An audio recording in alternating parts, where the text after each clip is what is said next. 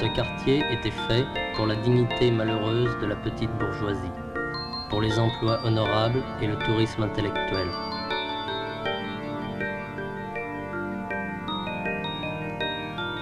La population sédentaire des étages était abritée des influences de la rue. Ce quartier est resté le même. Il était l'environnement étranger de notre histoire. Ils disaient que l'oubli était leur passion dominante. Ils voulaient tout réinventer chaque jour, se rendre maîtres et possesseurs de leur propre vie.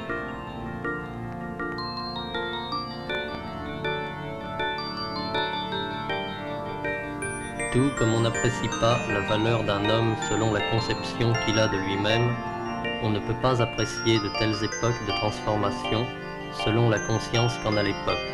Bien au contraire, on doit expliquer la conscience à l'aide des contradictions de la vie matérielle, à l'aide du conflit qui existe entre les forces de production sociale et les conditions sociales.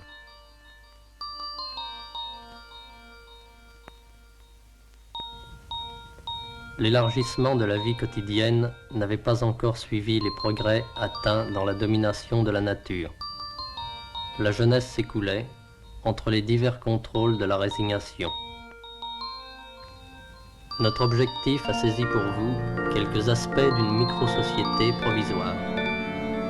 La connaissance des faits empiriques reste abstraite et superficielle tant qu'elle n'a pas été concrétisée par son intégration à l'ensemble qui, seul, permet de dépasser le problème partiel et abstrait pour arriver à son essence concrète et implicitement à sa signification.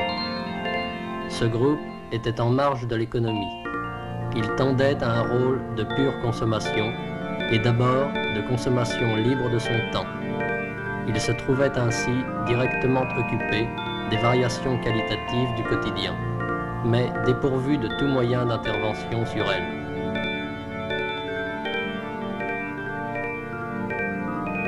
L'aire de déplacement de ce groupe était très réduite. Les mêmes heures ramenaient aux mêmes endroits.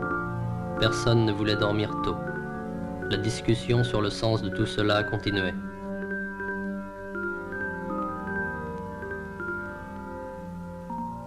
Notre vie est un voyage dans l'hiver et dans la nuit.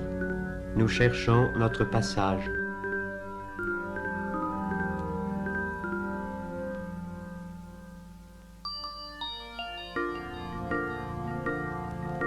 La littérature abandonnée exerçait tout de même une action retardatrice au niveau de quelques formulations affectives.